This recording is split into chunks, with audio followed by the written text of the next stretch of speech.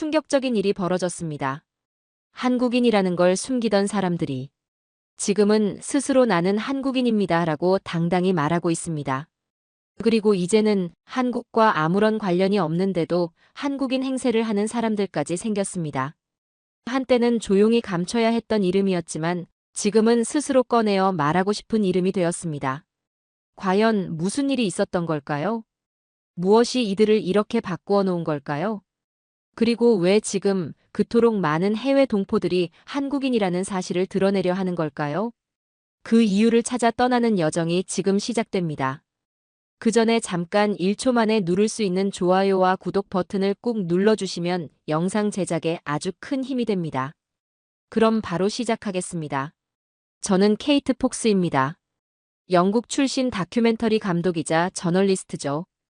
BBC에서 10년간 국제사회 이슈를 취재했고 유네스코와 함께 세계 각국의 정체성 프로젝트를 이끌었습니다. 이민자 가족들의 이야기를 30년 넘게 기록해온 사람입니다. 제 카메라는 언제나 같은 질문을 향해 있었어요. 우리는 누구인가? 특히 국경을 넘나들며 자라난 세대들, 뿌리를 숨기거나 잃어가는 사람들의 이야기를 담아왔죠. 런던의 중국계 3세 소녀는 할아버지의 고향을 몰랐습니다.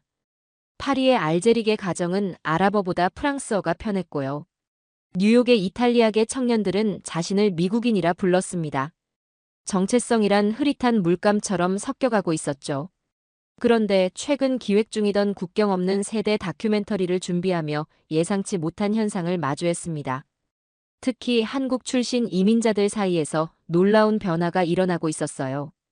과거에는 한국인이라는 사실을 감추거나 부정하던 사람들이 이제는 오히려 자신의 뿌리를 찾아 나서고 있었습니다. 단 1%의 한국 혈통만 있어도 먼 조상 중에 한국인이 있었다는 이야기만 전해져 내려와도 그들은 이제 자랑스럽게 나는 한국인이다라고 말하고 있었죠.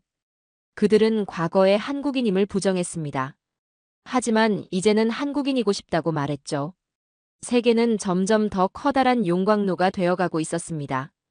미국, 캐나다, 호주처럼 이미 다양한 민족이 섞인 국가도 있었고 프랑스, 독일, 영국처럼 빠르게 다민족 국가로 변해가는 나라들도 있었죠. 하지만 그 속에서도 뚜렷한 하나의 정체성을 유지하는 나라가 있었습니다. 바로 한국이었어요.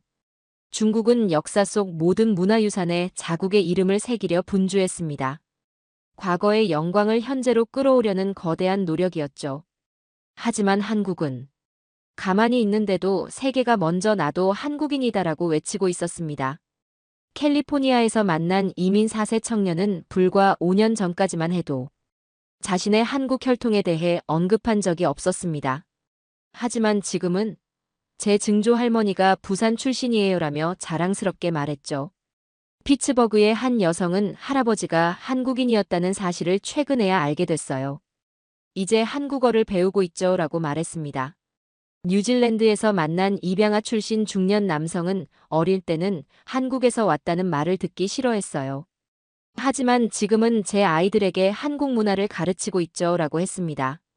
이런 변화는 단순한 문화적 유행을 넘어서는 현상이었습니다.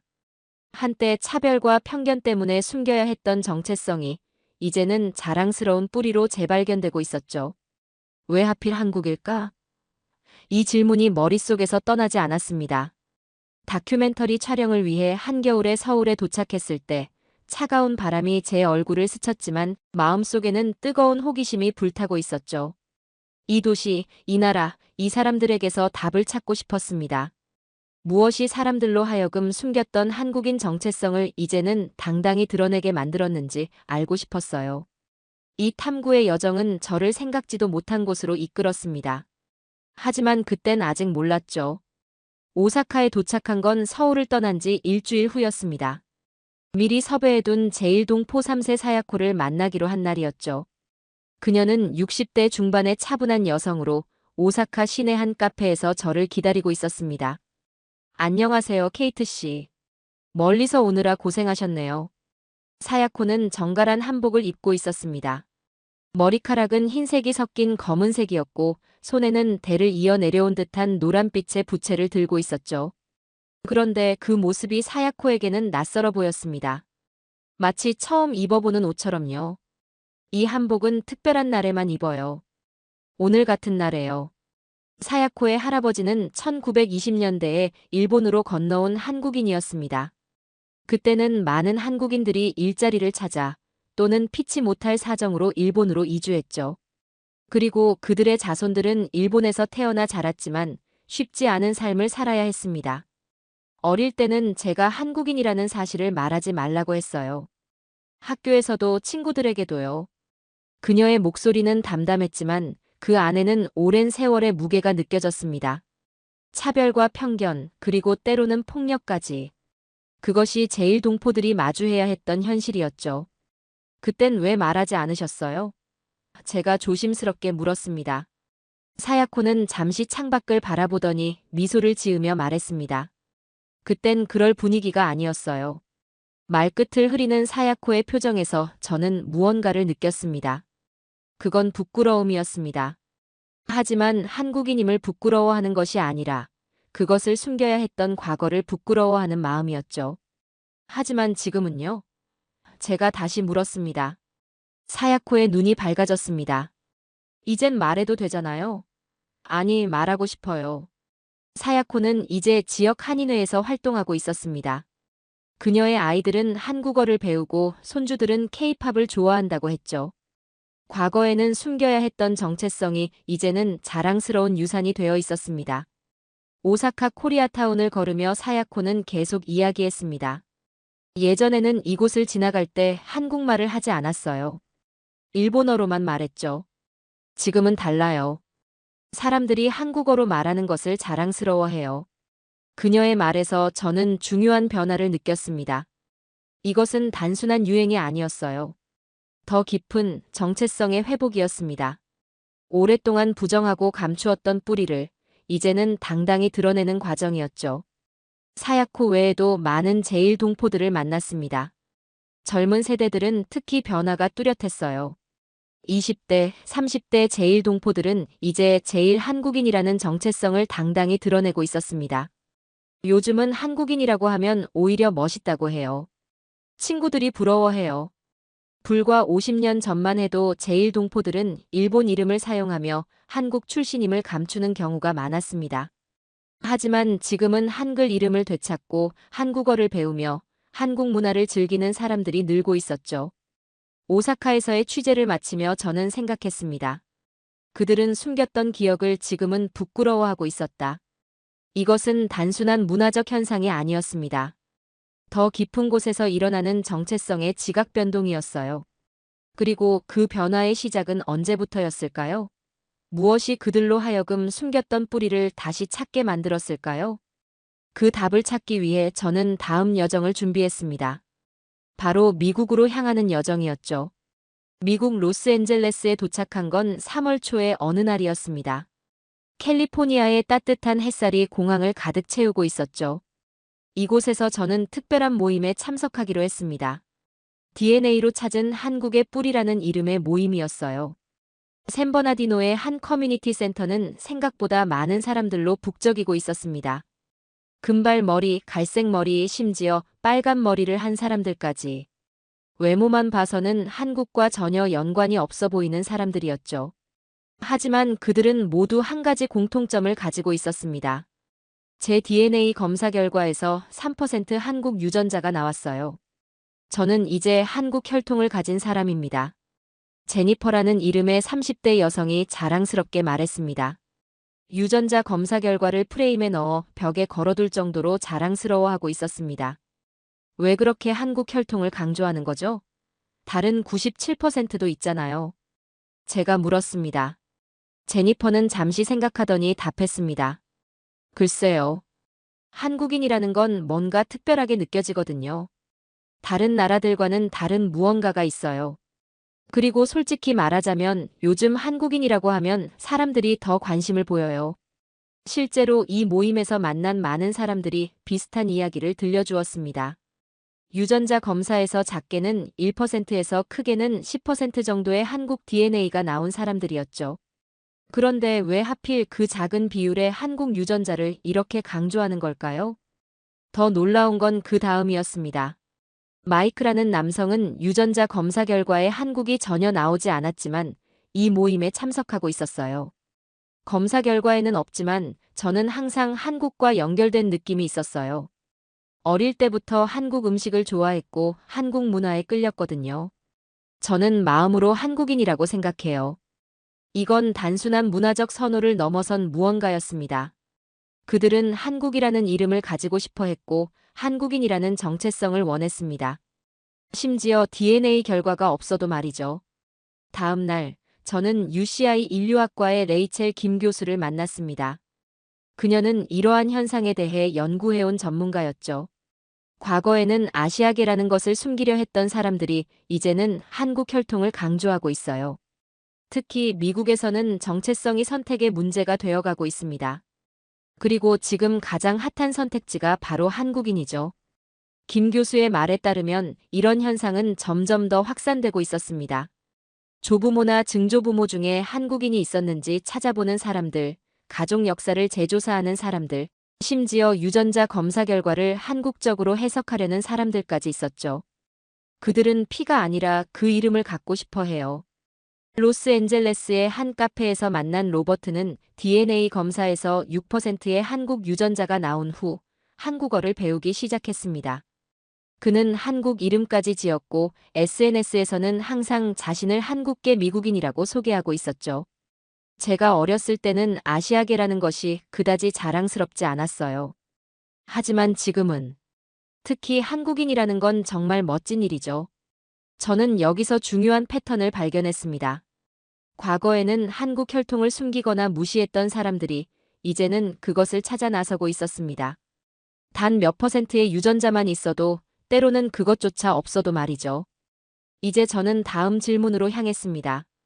단순히 문화적 인기를 넘어 한국인이라는 정체성 자체가 하나의 브랜드가 되어가고 있다면 그것은 어떤 의미를 가질까요? 로스앤젤레스에서의 취재를 마치고 저는 다시 아시아로 향했습니다. 이번엔 태국 방콕이었죠. 제가 찾아간 곳은 수완나품 대학교의 디지털 커뮤니케이션 학과였습니다. 이곳의 라차 박사는 온라인 소통 방식과 국가 정체성의 관계를 연구하는 전문가였어요. 흥미로운 현상을 보여드리겠습니다. 라차 박사는 노트북을 펼쳐 몇 가지 앱을 열었습니다. 언어 교환 앱, 랜덤 채팅 앱, 국제 교류 플랫폼 등이었죠. 그는 자신의 프로필 국적을 태국에서 한국으로 바꾸었습니다.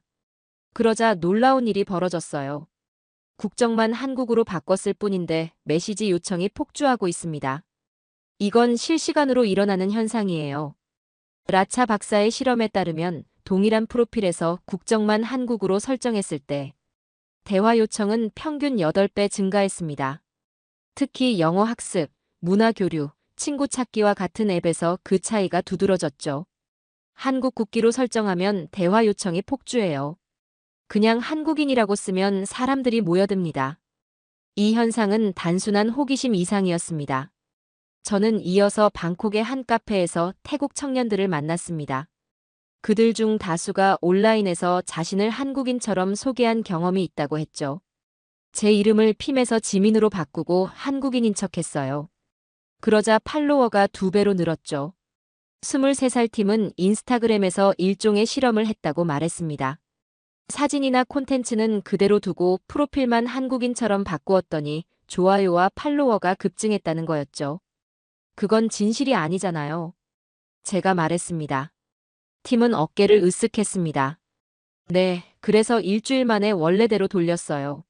하지만 많은 친구들이 지금도 그렇게 하고 있어요. 그냥 인기를 얻는 방법이니까요. 이 대화에서 저는 더 깊은 현상을 발견했습니다. 한국이라는 국적, 그 이름 자체가 하나의 가치, 하나의 브랜드가 되어 있었던 거죠. 베트남에서 만난 대학생 트란도 비슷한 이야기를 들려주었습니다. 제가 만든 카카오톡 계정에는 베트남 이름 대신 한국식 이름을 썼어요. 그리고 서울에 산다고 했죠. 그러자 많은 사람들이 친구 요청을 보냈어요. 심지어 제가 먼저 대화를 시작하지 않아도요. 이것은 단순한 앱 기능의 문제가 아니었습니다. 전 세계가 한국이라는 국적을 선망하는 현상, 그리고 그것을 자신의 정체성으로 삼고 싶어하는 열망이었죠. 이건 국적이 아니라 브랜드였습니다. 마닐라의 한 마케팅 회사는 아예 한국인 모델을 고용하지 않고도 한국의 감성을 담은 광고를 만들고 있었습니다. 아무 연관이 없는 제품에도 한글을 넣거나 한국적 요소를 가미하면 판매량이 증가한다는 거였죠. 사람들은 한국인과 대화하고 싶어 하고, 한국인처럼 보이고 싶어 하고, 한국인으로 인식되기를 원해요. 이건 단순한 문화적 인기가 아니라 정체성의 선호예요. 라차 박사의 말에 깊이 공감했습니다. 제가 본 건 단순한 앱 기능이 아니라 전 세계가 한국이라는 국적을 선망하는 현상이었죠. 싱가포르에서 만난 21살 메이는 자신이 왜 온라인에서 한국인처럼 행동하는지 솔직하게 말해주었습니다. 한국인이라고 하면 뭔가 특별한 대우를 받아요. 사람들이 더 관심을 보이고 대화를 나누고 싶어 하죠. 태국인이나 베트남인, 심지어 일본인이라고 해도 이런 반응은 없어요. 오직 한국일 때만 그래요. 이런 현상을 지켜보며 저는 더 깊은 질문을 갖게 되었습니다. 사람들은 왜 자신의 국적을 숨기고 한국인이라는 정체성을 선택하는 걸까요? 그리고 한국인이 된다는 것은 그들에게 어떤 의미였을까요? 그 답을 찾기 위해 저는 더 깊이 들어가기로 했습니다. 단순히 이름이나 국적만이 아니라 얼굴과 태도까지 한국인을 닮고자 하는 사람들을 만나기 위해서요. 방콕에서의 취재를 마치고 저는 필리핀 마닐라로 향했습니다. 한 대형 쇼핑몰 근처 클리닉 앞에는 긴 줄이 늘어서 있었습니다. 성형외과였죠. 그런데 이 클리닉의 특별한 점은 한국식 성형을 전문으로 한다는 것이었습니다. 한국인처럼 보이고 싶어요. 25살 필리핀 여성 마리아는 자신이 왜 성형을 결심했는지 솔직하게 말해주었습니다. 그녀는 눈 성형과 코 성형을 받기 위해 오랫동안 돈을 모았다고 했죠. 전 한국인이 되고 싶은 게 아니에요. 그냥 한국인처럼 보이고 싶은 거죠. 그들의 얼굴에는 뭔가 특별한 게 있어요. 마닐라뿐만이 아니었습니다. 방콕, 호치민, 자카르타. 동남아시아 전역에서 한국식 얼굴을 원하는 젊은이들이 급증하고 있었습니다. 한국인처럼 보이는 것은 이제 하나의 미적 기준이 되어 있었죠. 하지만 더 놀라운 건 서양에서도 이런 현상이 나타나고 있다는 점이었습니다. 파리에서 만난 유튜버 소피는 백인 여성이었지만 한국인처럼 되기 프로젝트를 진행 중이었습니다. 한국어를 배우고 한국 음식을 먹고 한국 패션을 따라 입는 것뿐만 아니라 눈 성형까지 받았죠. 제 눈이 더 한국인처럼 보이게 하고 싶었어요. 완전히 새로운 정체성을 만들고 싶었거든요. 소피의 유튜브 채널에는 80만 명이 넘는 구독자가 있었습니다. 그녀의 한국인 되기 여정을 지켜보는 사람들이었죠. 댓글에는 나도 한국인처럼 보이고 싶다. 한국인이 되는 법을 알려줘와 같은 메시지가 넘쳐났습니다. 이런 현상은 단순한 외모 변화를 넘어 정체성 자체를 바꾸려는 시도였습니다. 내 한국 이름 만들기 챌린지라는 해시태그가 소셜미디어에서 유행하고 있었습니다. 전 세계 사람들이 자신만의 한국 이름을 지어 공유하는 거였죠. 어떤 이들은 한글을 배워 자신의 이름을 한글로 쓰기도 했습니다. 제 한국 이름은 서지원이에요. 이제 모든 친구들이 저를 지원이라고 불러요. 호주에서 만난 17살 소녀 에밀리는 학교에서도 자신을 한국 이름으로 소개한다고 했습니다. 그녀의 부모님은 이런 변화를 이해하지 못했지만 에밀리에게 이것은 중요한 정체성의 일부가 되어 있었죠. 사람들은 한국과의 연결고리를 찾고 싶어 했습니다. 자신들이 한국과 어떻게든 연결되어 있다고 믿고 싶어 했죠. 중국 심천에서 만난 한 의류 디자이너는 자신의 상품을 한국식 디자인이라고 홍보하고 있었습니다. 실제로는 한국과 아무런 관련이 없었지만 그저 한국이라는 이름을 붙이는 것만으로도 판매량이 증가한다고 했죠. 사람들은 한국 브랜드를 원해요. 그런데 진짜 한국 브랜드는 비싸잖아요. 그래서 저희가 한국 감성을 담은 제품을 만들어요. 이 모든 현상을 지켜보며 저는 깊은 생각에 잠겼습니다. 혈통으로는 한국인이 될 수 없기에 그들은 외모와 이름, 행동, 심지어 역사까지 바꾸어 한국인에 가까워지려 했습니다. 이것은 단순한 문화적 선호를 넘어선 현상이었죠. 과거 어느 시대에도 이런 식으로 한국과의 정체성이 전 세계적으로 선망받은 적은 없었습니다. 그런데 더 깊이 파고들수록 또 다른 이야기가 나타났습니다. 한국계 혈통을 가졌지만 오랫동안 그것을 부정하거나 숨겨온 사람들이 이제는 어떻게 그 태도를 바꾸고 있는지에 대한 이야기였죠. 그 답을 찾기 위해 저는 중국 옌벤으로 향했습니다. 중국 지린성 옌벤 조선족 자치주. 이곳은 중국 내에서 가장 많은 조선족이 거주하는 지역입니다. 백두산 근처의 아름다운 풍경 속에 자리 잡은 이 도시는 한국과 중국의 문화가 공존하는 독특한 장소였죠. 저는 현지 가이드 리웨이와 함께 옌벤 시내를 돌아다녔습니다. 거리 곳곳에는 한글과 중국어가 함께 쓰인 간판들이 보였고 한국 음식점들도 쉽게 찾을 수 있었죠. 표면적으로는 한국 문화가 잘 보존된 것처럼 보였습니다. 하지만 리웨이의 말에 따르면 상황이 예전과는 매우 달라졌다고 합니다. 10년 전만 해도 여기 젊은이들은 자신이 조선족이라는 사실을 별로 강조하지 않았어요. 오히려 중국인임을 더 내세웠죠. 우리는 지역 대학교 근처의 카페에서 50대 중반의 남성 장씨를 만났습니다. 그는 옌벤에서 태어나고 자란 조선족 3세였죠. 예전엔 우리 부모님 세대는 한국에 대해 많이 이야기하지 않으셨어요. 저희가 어렸을 때는 중국인으로서의 정체성을 강조하셨죠. 장 씨의 말에 따르면 그의 어린 시절에는 조선족이라는 사실이 때로는 불편하게 작용했다고 합니다.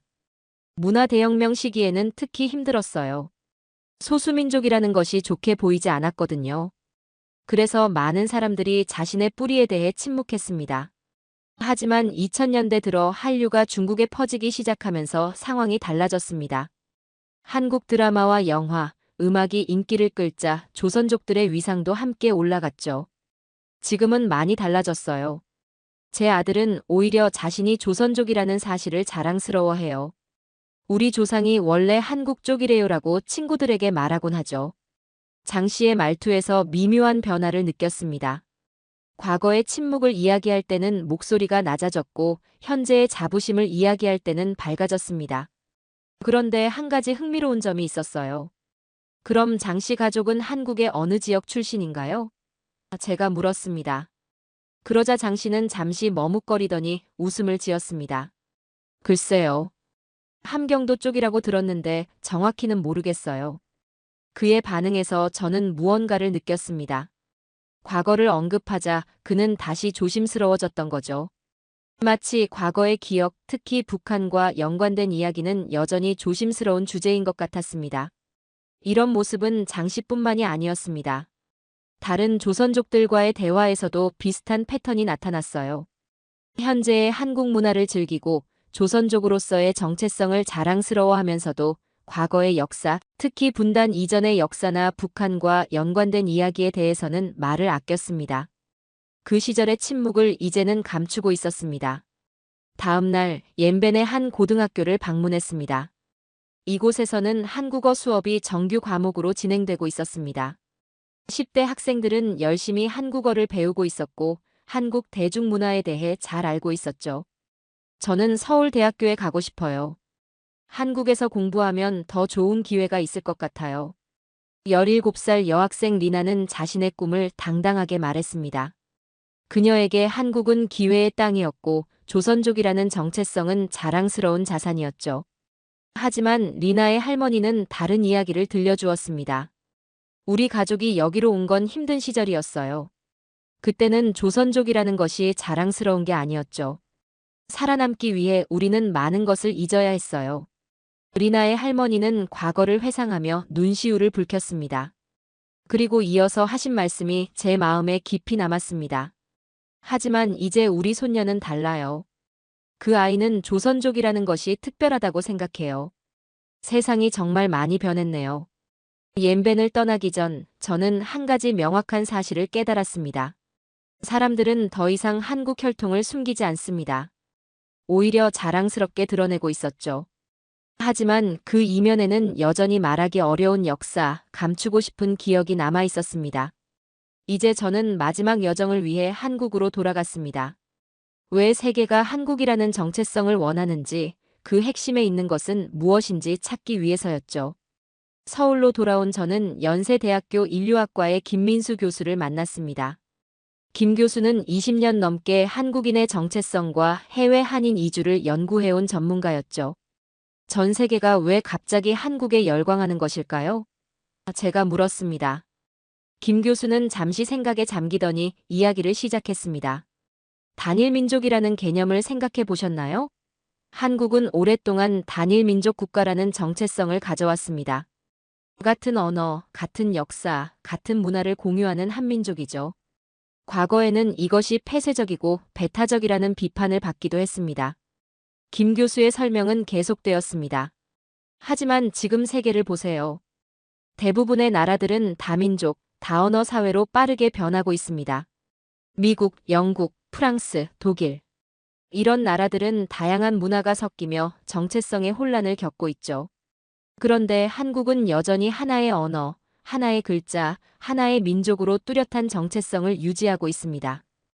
김 교수의 말에 깊이 공감했습니다. 제가 취재하면서 만난 많은 사람들이 자신의 뿌리를 잃어가고 있다고 느끼고 있었죠. 누구나 나는 누구인가라는 질문에 분명한 답을 원합니다. 그런데 한국인들은 그 답을 갖고 있는 것처럼 보였습니다. 한때 폐쇄적이라 비판받던 단일 민족이라는 말은 지금은 세계가 가장 부러워하는 말이 되어 있었습니다. 서울의 광화문 광장에서 만난 외국인 관광객들도 비슷한 생각을 갖고 있었습니다. 미국에서는 제가 누구인지 항상 설명해야 해요. 아시아계 미국인, 중국계, 베트남계. 그런데 한국인들은 그냥 한국인이라고 말하면 돼요. 그게 너무 부럽습니다. 샌프란시스코에서 온 27살 제시카는 말했습니다. 그렇게 하나가 되어 살아가는 게 요즘은 더 대단해 보여요. 한국이니까 가능한 거죠. 제시카의 말에서 저는 중요한 통찰을 얻었습니다. 세계가 빠르게 섞이고 경계가 흐려지는 시대에 한국은 여전히 뚜렷한 경계와 정체성을 유지하고 있었습니다. 그리고 그것이 오히려 새로운 매력으로 다가오고 있었죠. 저는 다음으로 서울의 한 언어학교를 찾았습니다. 이곳에서는 전 세계에서 온 학생들이 한국어를 배우고 있었어요. 왜 한국어를 배우기로 결심했나요? 저는 스웨덴에서 온 학생에게 물었습니다. 한국어는 하나예요. 영어는 미국식, 영국식, 호주식 등 여러 가지가 있고 중국어도 수많은 방언이 있어요. 하지만 한국어는 하나죠. 어디서 배워도 같은 한국어를 쓸 수 있어요. 그게 매력적이에요. 또 다른 학생은 한글의 과학적 체계와 아름다움에 반했다고 했습니다. 한글은 창제 원리가 명확하고 배우기 쉬운 문자였죠. 이건 역시 한국 문화의 일관성과 체계성을 보여주는 단면이었습니다. 한 가지 더 흥미로운 점은 한국 사회의 집단성이었습니다. 개인주의가 극대화된 서구 사회와 달리 한국은 여전히 공동체 의식이 강했습니다. 가족, 친구, 직장 동료들과의 유대가 중요한 사회였죠. 서구에서는 모두가 너는 특별해라고 말해요. 하지만 실제로는 소속감을 갈망합니다. 한국 사회는 우리라는 개념이 여전히 살아있어요. 그게 많은 사람들을 끌어들이는 것 같습니다. 김 교수의 말은 계속되었습니다. 단일 민족의 신화가 완벽히 사실이 아니라 하더라도 그 이야기는 강력한 힘을 가집니다. 사람들은 흔들리지 않는 정체성, 명확한 소속감을 원하니까요. 서울의 밤거리를 걸으며 저는 깊은 생각에 잠겼습니다. 서울은 첨단 기술과 전통이 공존하는 도시였습니다. 이것이 바로 한국의 매력이었을까요? 과거와 현재가 모순 없이 공존하는 모습? 단일 민족이라는 말은 지금 세계가 스스로 원하고 따라 부르는 이름이 되어가고 있었습니다. 이제 마지막 여정을 준비했습니다. 모든 취재를 마무리하고 전 세계가 왜 한국인이라는 이름을 부르고 싶어 하는지 그 진짜 이유를 정리할 시간이었습니다. 1년간의 여정을 마치고 저는 서울의 한 스튜디오에 앉아 있었습니다. 지난 12개월 동안 5개 대륙, 14개국을 돌아다니며 취재한 내용을 정리하는 마지막 날이었죠. 수많은 인터뷰, 관찰, 기록들. 이 모든 것을 어떻게 하나의 이야기로 만들어낼 수 있을까 고민하고 있었습니다. 케이트 씨, 이제 어떤 결론을 내리셨나요? 다큐멘터리 제작팀의 한국인 코디네이터 수진이 물었습니다. 그녀는 1년 내내 저와 함께하며 취재를 도왔죠. 솔직히 말하면 시작할 때보다 더 많은 질문이 생겼어요. 제 대답에 수진은 미소를 지었습니다. 그것도 하나의 결론이 될 수 있지 않을까요? 수진의 말이 제 마음에 울림을 주었습니다. 맞습니다. 때로는 명확한 답을 찾는 것보다 더 깊은 질문을 발견하는 것이 중요할 때가 있죠. 스튜디오의 모니터에는 제가 취재한 장면들이 하나씩 재생되고 있었습니다. 오사카의 사야코, 로스앤젤레스의 제니퍼, 방콕의 라차 박사, 옌벤의 장씨와 리나.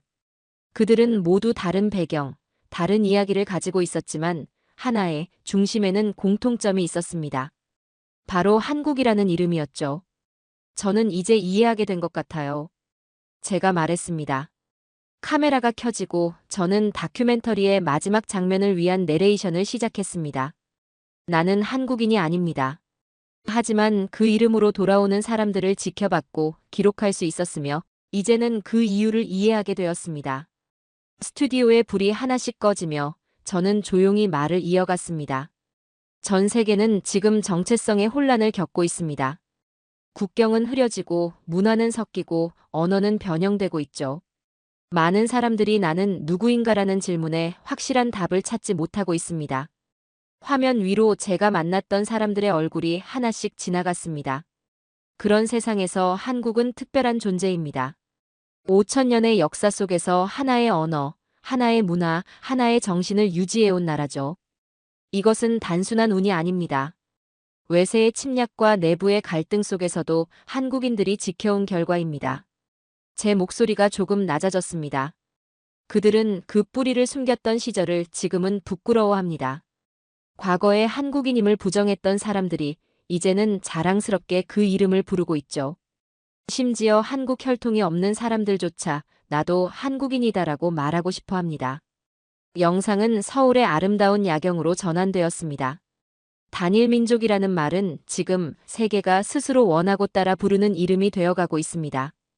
과거에는 폐쇄적이고 배타적이라고 비판받던 이 개념이 이제는 하나의 이상으로 바뀌고 있는 거죠.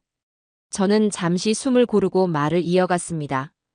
이것은 단순한 문화적 유행이 아닙니다. 더 깊은 곳에서 일어나는 정체성의 지각 변동입니다. 불확실한 세상에서 사람들은 확실한 무언가를 원합니다. 그리고 한국은 그 확실함을 제공하고 있죠. 카메라가 저를 비추었습니다. 1년 전 저는 왜 하필 한국일까라는 질문을 가지고 이 여정을 시작했습니다. 지금 그 답을 완전히 찾았다고 말할 수는 없습니다. 하지만 한 가지는 확실합니다. 한국이라는 이름은 이제 단순한 국가명이 아니라 하나의 가치, 하나의 열망, 하나의 정체성을 의미합니다. 마지막 장면으로 전환되며 저는 서울 남산에서 도시를 내려다보고 있었습니다. 나는 한국인이 아닙니다. 하지만 그 이름으로 돌아오는 사람들을 지켜봤고 기록할 수 있었으며 이제는 그 이유를 이해하게 되었습니다. 그들은 그 뿌리를 숨겼던 시절을 지금은 부끄러워합니다. 단일 민족이라는 말은 지금 세계가 스스로 원하고 따라 부르는 이름이 되어가고 있습니다.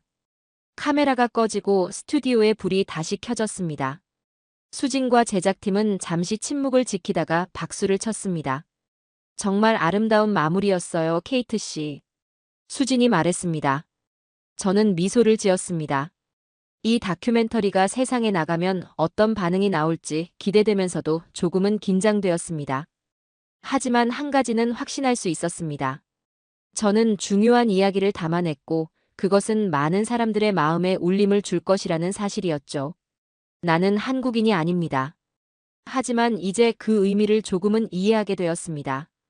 인류의 정체성이 끊임없이 변화하는 이 시대에 한국이라는 이름은 어쩌면 우리 모두가 찾고 있는 소속감과 확실성의 상징인지도 모릅니다. 그리고 그것이 제가 이 여정을 통해 발견한 가장 큰 깨달음이었습니다. 사연은 여기까지입니다. 그들은 한국이라는 이름에서 멀어져 있었던 사람들이었습니다. 하지만 지금 그 이름을 스스로 꺼내려 하고 있습니다. 우리는 자랑하지 않았습니다. 그러나 지금 세계가 먼저 그 이름을 부러워하고 있습니다. 말하지 않아도 빛나는 이름. 그 이름은 바로 대한민국입니다. 긴 영상 시청해주셔서 감사합니다. 내일은 더 좋은 영상으로 찾아오겠습니다.